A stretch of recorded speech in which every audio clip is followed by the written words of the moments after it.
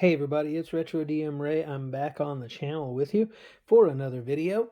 And this time we're going to go back to doing a little old school D&D thing. And I am going to talk about another old school spell favorite of some. I'm going to start with Libram Magica, which is BFRPG, of course. I still love that system. And I'm going to work my way through, as we've been doing, through BX, and then into BECMI, and then Advanced Dungeons & Dragons First Edition, followed by Advanced Dungeons & Dragons Second Edition, and we'll kind of see the differences as we go along. Again, thank you all who have subscribed to the channel. I appreciate that. I would ask you to like each one of these videos to help increase the channel's reach and effectiveness. And I would ask that you sub if you haven't subbed already, and you would share with others so that they might consider liking and subbing as well. We can continue to grow the channel. I think as of today we have 419, so thank you to all of you 419 subscribers. I really, really appreciate that. I have one person as a patron right now. Thank you, Ender, for that again. If you want more old school and more gaming goodness, you again check out Rob's gaming channel, RGG. Check out that particular channel. That's got some really good stuff, and he's got a great faith-based channel as well, Midst of Wolves. Check that out, as well as How to Craft D&D. He's got a great little channel. Of course, the Dungeon Minister. And others out there that I might be forgetting, Smugzoid and some others that are out there. Just great channels to watch. So far, I haven't seen anything that's been foul or derogatory or any of that stuff. And this channel is going to remain the same, G-rated, just old school goodness. Some of this periodically, as well as digging deeply into Forbidden Lands and some other Free League stuff, after having developed a great relationship with them as well. And so I hope you're liking this stuff, and I really appreciate it. So let's take a look at our spell for today, and it is Shield. All right. Now I will confess to you, Shield was not really a spell that I used too awful much up until maybe a few times in BECMI, up until several more times in Advanced First Edition, and then several times within Advanced Second Edition. So it wasn't a spell that was incredibly popular with me. And honestly, that was largely because I had a larger party when I was a player, which seems like forever ago because I'm mostly a forever DM. But we usually had a large group, and they always protected their magic user, which was typically me. So I didn't usually have to have shield spell. All right, but it is a very useful spell nonetheless. So we'll start with the Libram Magica from Basic Fantasy, and the spell reads as follows: the range is self. The duration is 5 rounds plus 1 round per level, and its magic user 1. Shield creates an invisible, shield-like mobile disc of force that hovers in front of the caster. It negates magic missile attacks directed at the caster, and improves the caster's armor class by +3 versus melee attacks and +6 versus missile weapons. The armor class benefits do not apply to attacks originating from behind the caster, but magic missiles are warded off from all directions. So remember, BFRPG is an ascending AC system. If you go to the website, you can find where they have worked it so that you can do it as descending if you prefer that. But so that's why those huge pluses there. So it's a pretty good little spell in that system, I can tell you. 5 rounds plus 1 round a level is not bad. So if you happen to roll randomly on spells, as like the first edition DMG would suggest that you did, then of course this might be a spell that you ended up with, and if you do, it's not a bad one to have. All right, so that was the Libram Magica version. Now we'll go to a good old BX, and we'll take a look at that one in here. All right, so shield spell, and it is here on page B17. The range is 0, meaning caster only, and the duration is 2 turns. Okay, so there's no per level here. And from what I can see, very few, if any, spells in BX were per level. They mostly had set durations. If you see any glancing through or digging any deeper, please post that in the comments. That's cool. But for the most part, I see that they're just already set durations of a particular time frame. So that's a difference. The spell circles the caster with a magical barrier between the caster and his or her enemies. So it's not a disc that hovers in front of you. It is an encircling field, if you will. It moves with the spellcaster. It gives the caster an armor class of 2 against missiles and AC 4 against other attacks. So you can see this is not an automatic removal of magic missiles spell, which is different. And like I said, it circles you rather than a disc that hovers in front. And it does give a considerably good armor class base for you as far as against missiles and against other attacks. Now, the way I would rule that in BX, and I don't know if it does, again, you could comment in here. Maybe Daniel from Bandit's Keep, he could comment and let me know what he would do with that, or others. That's super cool.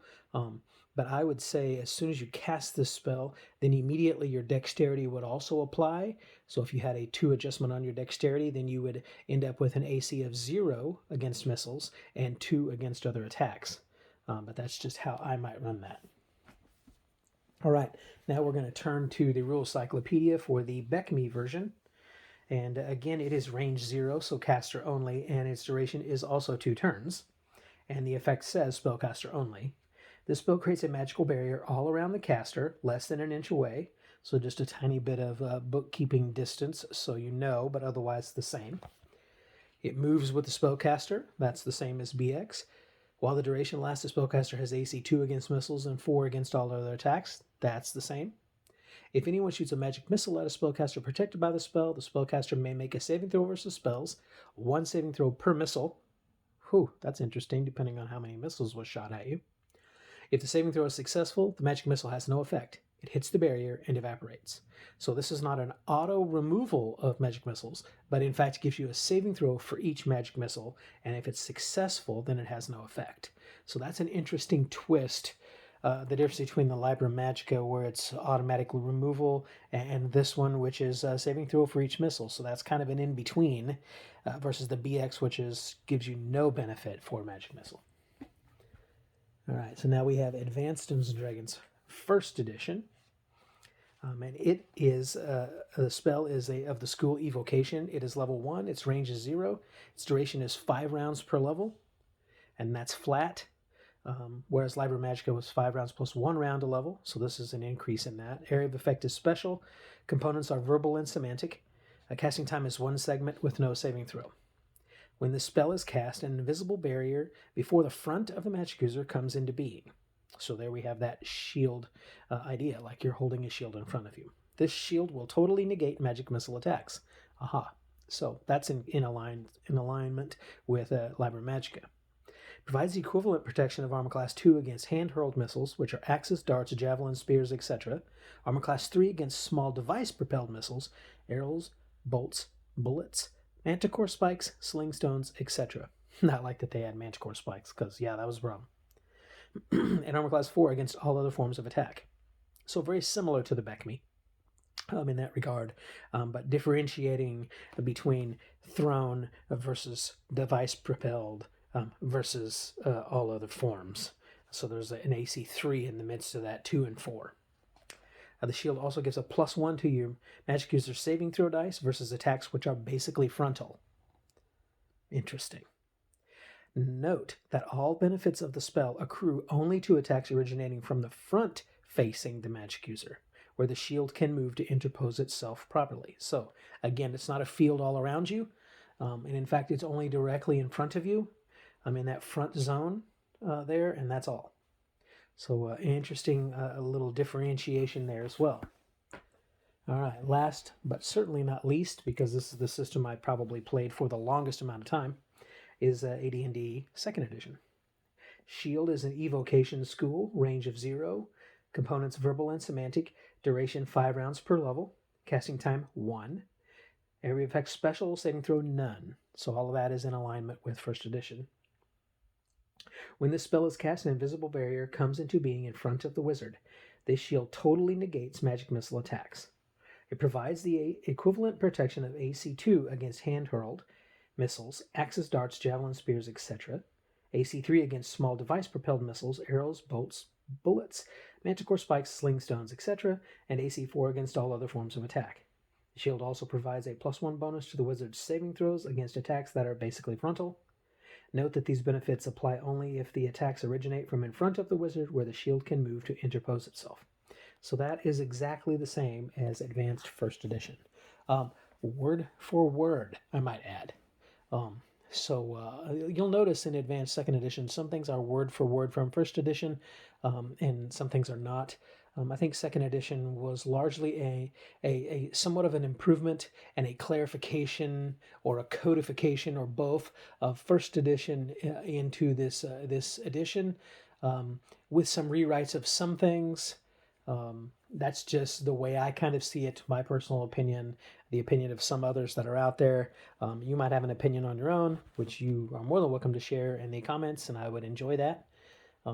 Also, as I've been doing these favorite spells, I'm really reminded of those old school days of gaming. So I would encourage you to put in the comments the things you liked about the ones I'm covering, maybe suggestions on next spells that we could cover.